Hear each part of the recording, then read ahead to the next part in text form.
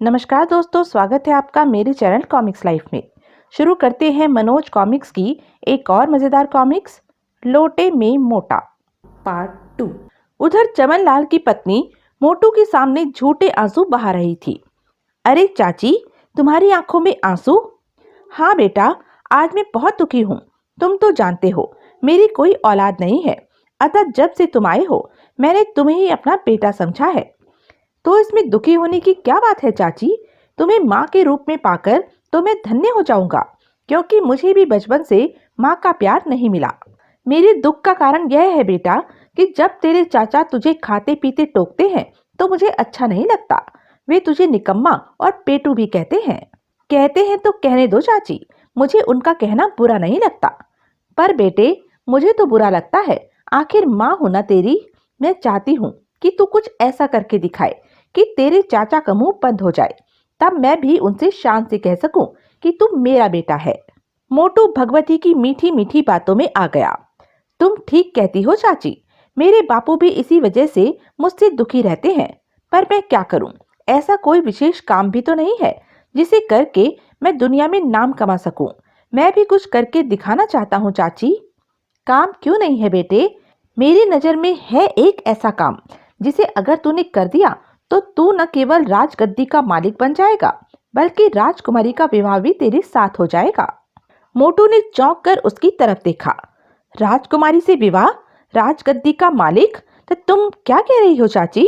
अगर महाराज तक यह बात पहुंच गई तो तुम्हारे साथ साथ मेरी भी खैर नहीं। तू फिक्र मत कर और ध्यान लगाकर सुन।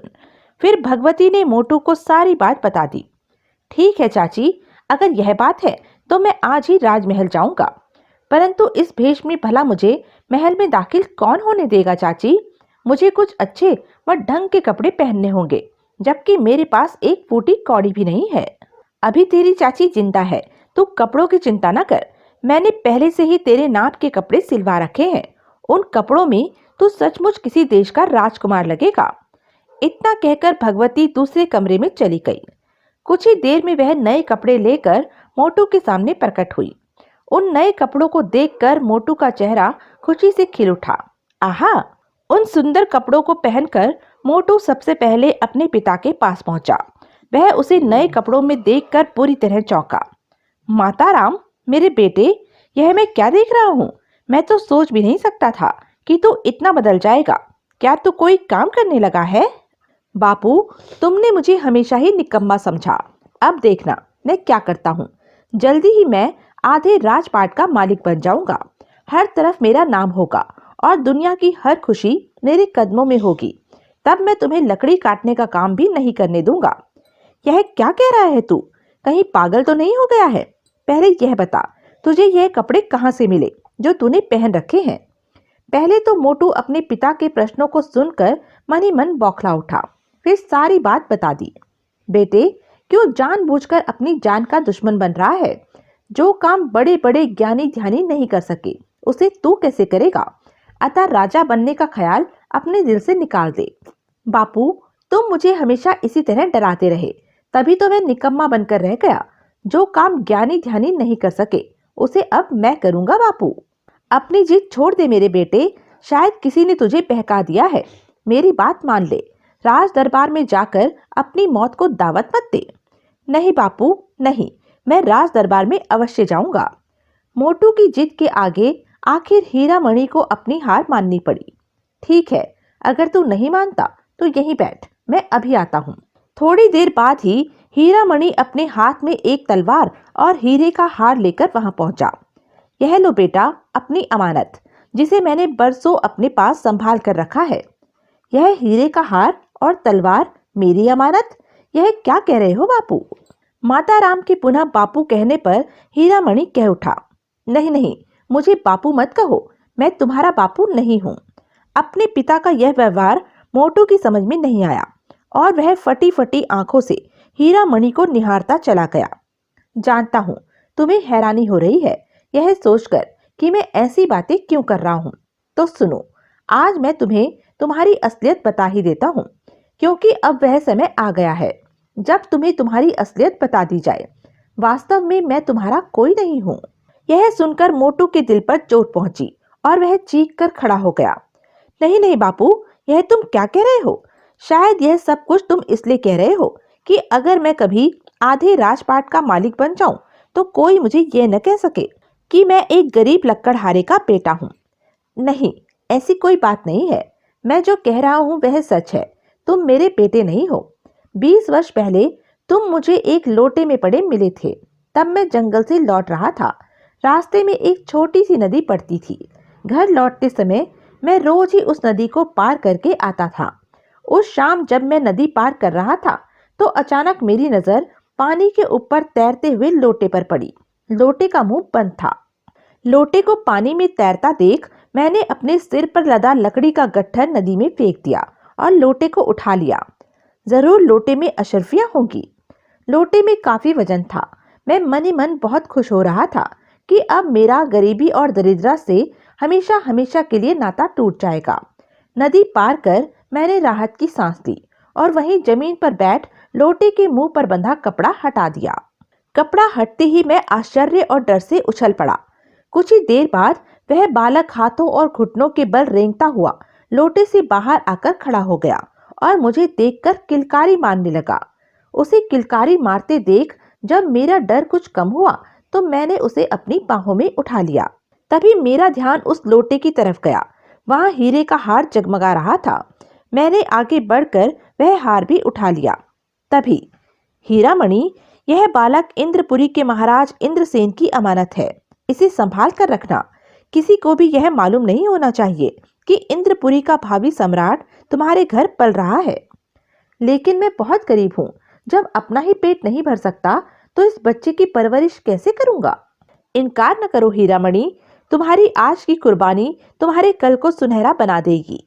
20 साल बाद जब यह बालक 21 वर्ष का हो जाए तो यह जहां जाना चाहे जाने देना। इसे रोकना नहीं। इसके जाते ही तुम्हारी गरीबी के दिन पलट जाएंगे। जाते समय हार के साथ साथ यह तलवार भी इसे दे देना। आवाज के साथ ही लोटे से एक तलवार प्रकट हुई और जैसे ही मैंने आगे बढ़कर वह तलवार उठाई, धड़ाम! मैं काफी देर तक वहां खड़ा उस स्थान को देखता रहा जो समतल हो चुका था। तुम मेरी गोद में थे।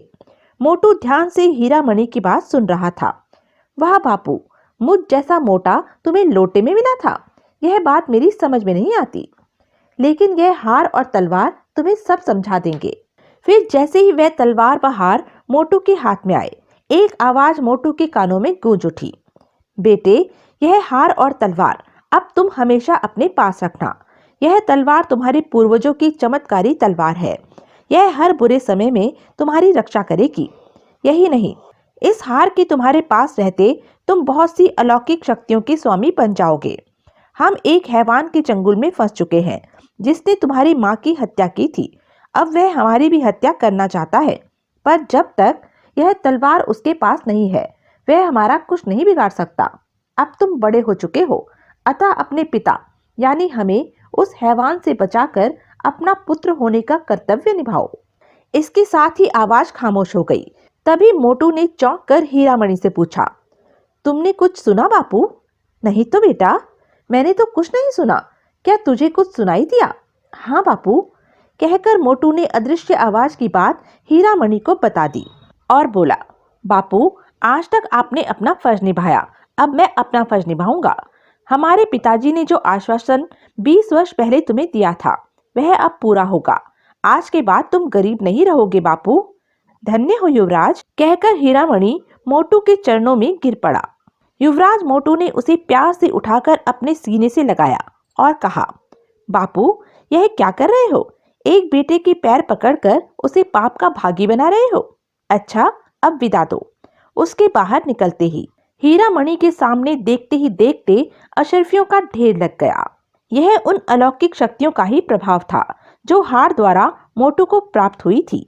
हीरामणि से विदा ले मोटू राम महाराज नेकी सिंह के राजमहल पहुंचा और द्वारपाल द्वारा महाराज के पास अपने आने की सूचना भिजवाई।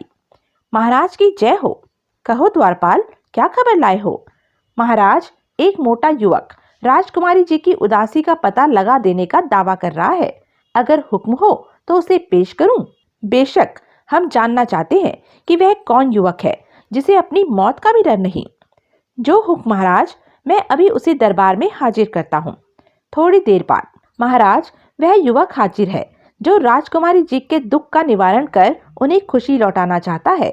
महाराज नेकी सिंह ने एक दृष्टि उठाकर उस युवक को देखा तो वह उन्हें जाना पहचाना सा लगा और अचानक तभी उन्हें याद आया कि वह वही युवक था जो कुछ दिन पूर्व उनके दरबार में एक दोषी की हैसियत से पेश किया गया था। महाराज उस युवक को देखकर गुस्से में भड़क उठे। क्या तुम जानते हो, यदि तुम्हें इस कार्य में सफलता नहीं मिली तो परिणाम क्या होगा? परिणाम की परवाह बुज़दिल किया करते हैं महाराज। बस आप इतना ध्यान रखें कि अगर मैं कामयाब रहा तो आपको अपना वचन निभाना होगा। ठीक है, तुम भी कोशिश करके देख लो। हम तुम्हें खुद राजकुमारी के कक्ष तक लेकर चलते हैं। महाराज उसी समय दरबार भंग करने की सूचना देकर सिंहासन से उठ खड़े हुए और महारानी पद्मा को साथ ले मोटू सहित राजकुमारी के कक्ष की ओर बढ़ गए। जल्दी ही। बेटी चंदा, दरवाजा खोलो, दरवाजा खोलो बेटी। हमें परेशान न कीजिए पिताजी। बेटी, दरवाजा खोलो। आखिर कब तक तुम अपने आप पर जुल्म करती रहोगी? काश तुम हमारा दुख समझ पाती। हम तुम्हारी खुशी लौटाना चाहते हैं बेटी। अब मुझे कभी कोई खुशी नहीं मिल सकती। मैं जानती हूँ मेरी इच्छा मेरी सांसों के साथ ही टूट जाएगी। मैं किसी को कुछ नहीं बताऊंगी। ठीक है बेटी, अगर तुम्हारी यही मर्जी है तो हम तुमसे कुछ नहीं पूछेंगे। बस एक बार दरवाजा खोल दो। हमारी आंखें तुम्हारी सूरत देखने को तरस गई हैं और तुम्हारी माँ ने तो रो रो कर अपना बुरा हाल कर लिया है। महाराज नेकी सिंह के दर्द युक्त स्वर का राजकुमारी पर उचित प्रभाव पड़ा और उसने तुरंत दरवाजा खोल दिया। बेटी, माँ। मौका देखकर महाराज ने मोटू को अंदर जाने का इशारा किया। कि कौन हो तुम? मेरे कक्ष में दाखिल होने की तुम्हारी हिम्मत कैसे हुई? राजकुमारी जी, मैं आपके दुख का कारण जानता हूँ और उसका निवारण करने आया हूँ। क्या जानते हो तुम मेरे दुख के बारे में? सब कुछ जानता हूँ, पर सबकी उपस्थिति में मैं वह राज नहीं खोलना चाहता जिसे आज तक आप छुपाती रही हैं। फिर वह महाराज की तरफ घूमा। महाराज, बेहतर होगा यदि आप हमें एकांत में रहने दें। ठीक है, जैसा तुम उचित समझो। महाराज और महारानी उन्हें छोड़कर बाहर चले गए। उनके जाने के बाद मोटू ने अंदर से दरवाजा बंद कर लिया। अगर तुम समझते हो कि मैं तुम्हें अपने दिल की बात बता दूंगी तो यह तुम्हारी भूल है। तुमसे पहले भी कई युवक इस संबंध में कोशिश करके मौत के मुंह में जा चुके हैं। मैं कोशिश करने नहीं बल्कि यह बताने आया हूँ कि मैं वही हूँ जिसका तुम्हें इंतजार था। मैं तुम्हें यह हार भेंट में देने के लिए आया हूँ। हार पर नजर पड़ते ही एकाएक राजकुमारी का चेहरा खुशी से दमक उठा।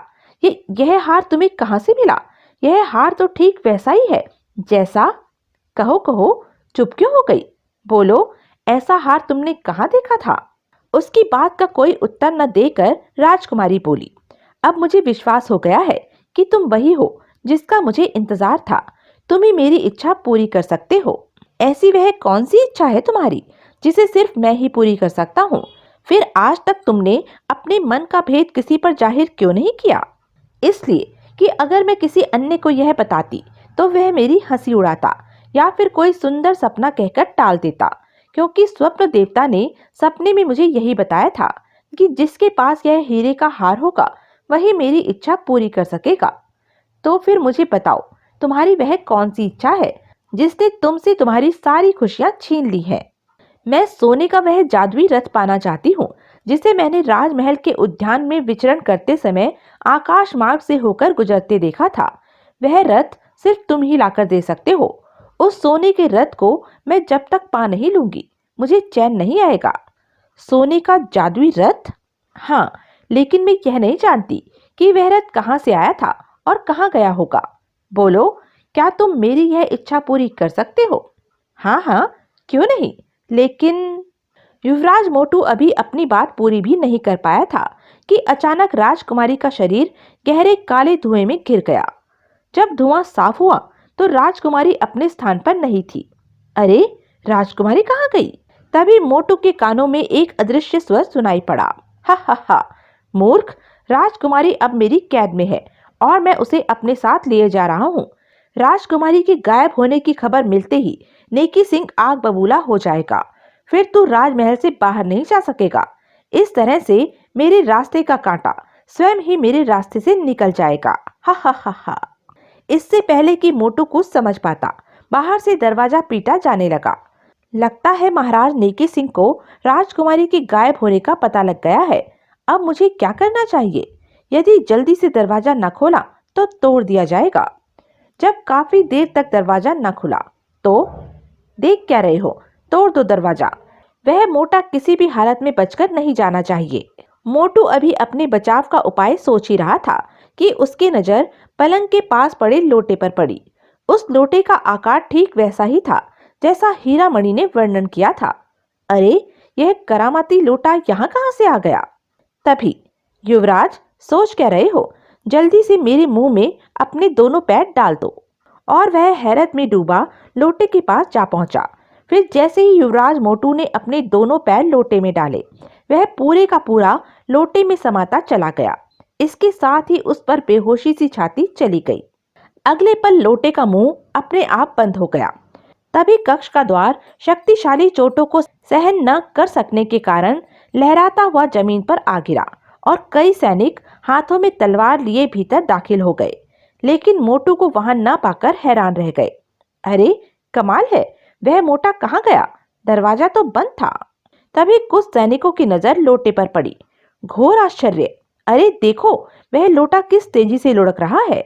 उस समय तो सैनिकों के आश्चर्य की सीमा ही न रही जब वह लोटा महल की सीढ़ियां चढ़ता हुआ छत की तरफ दौड़ने लगा। सैनिक उस विचित्र दृश्य को देख मोटू राम और राजकुमारी को भूलकर उसके पीछे लपके। जल्दी ही वे छत पर पहुंच गए। थोड़ी ही देर बाद वह समय नजदीक था जब वे लोटे को पकड़ लेते। तभी एक चमत्कार हुआ। न जाने कहां से एक विशालकाय चील लोटे की ओर झपटी और अगले ही पल चील लोटे को ले उड़ चली। उधर दूर एक घाटी में चारों तरफ सांप ही सांप थे, जिन्हें देखते ही दहशत के मारे दम निकल जाए। सम्राट इंद्रसेन के इर्द गिर्द वे ऐसे घूम रहे थे जैसे चीनी के निकट चींटियां रेंगती हैं। सम्राट इंद्रसेन का जिस्म लोहे की बेड़ियों की बजाय सांपों से बंधा था। तभी, हा हा हा, इंद्रसेन, अब भी अपनी जिद छोड़ दे। अगर तुम समझते हो कि तुम्हें मेरी कैद से मुक्ति मिल जाएगी तो यह तुम्हारी भूल है। तुम्हारी सहायता के लिए यहाँ कोई नहीं आएगा। जो आएगा उसे मेरे दूत मार देंगे। मैं तुम्हारी धमकियों से नहीं डरता, दुष्ट बोकारू। रस्सी जल गई पर बल नहीं गए। अब भी समय है इंद्रसेन, मुझे बता दे कि वह जादुई तलवार तूने कहाँ छुपा रखी है। अगर तुमने वह तलवार मुझे दे दी तो यकीन करो, मैं तुम्हें आजाद कर दूंगा। तू मेरी चिंता छोड़ बोकारू, अपनी चिंता कर। तेरा काल निकट आ रहा है। हा हा हा। इंद्रसेन, मुझ में इतनी शक्ति है कि मैं अपने काल को भी जीत सकता हूँ। घमंडी का सिर हमेशा नीचा होता है बोकारू। तुमने अभी मेरी शक्ति नहीं देखी है इंद्रसेन। मैं जानता हूँ, मेरी कैद में होने के बावजूद तुम अपनी आत्मिक शक्ति द्वारा बाहरी दुनिया में जा सकते हो। पर जिस बेटे की उम्मीद में तुमने 20 साल इस नरक में गुजार दिए हैं, वह अब तुम्हारी कोई मदद नहीं कर सकता। यह देखो। कहकर बोकारू ने जैसे ही अपने हाथ में थमी हड्डी घुमाई, वहां तेज चमक पैदा हुई और इंद्रसेन ने रतनपुर की राजकुमारी को मूर्छित अवस्था में अपने सामने पड़े पाया। ओह, राजकुमारी चंदा! राजकुमारी चंदा को मेरा एक दूत राजमहल से उठाकर ले आया है और रतनपुर के सैनिक तुम्हारे पुत्र चंद्रसेन के खून के प्यासे बन गए हैं। अब वह चंद्रसेन को मार कर ही दम लेंगे। इसलिए तुम अपने बेटे की जिंदगी चाहते हो तो बता दो, वह तलवार कहाँ है? तुम खुद पता क्यों नहीं लगा लेते? उस तलवार को खोजने की ताकत मेरे दूतों में नहीं है, क्योंकि वह तलवार मेरे जादुई घेरे में नजर नहीं आती। हा हा हा। वह तलवार तुम्हें अब तभी नजर आएगी जब तुम्हारी मौत तुम्हारे सिर पर मंडरा रही होगी। मैं तुम्हें उस तलवार के बारे में कभी नहीं बताऊंगा। इंद्रसेन ने इतने जोर का कहकहा लगाया कि तांत्रिक बोकारू क्रोध के कारण जल भुन गया। अगले ही पल वह किसी जानवर की तरह इंद्रसेन पर टूट पड़ा और बुरी तरह उसका शरीर नोचने लगा।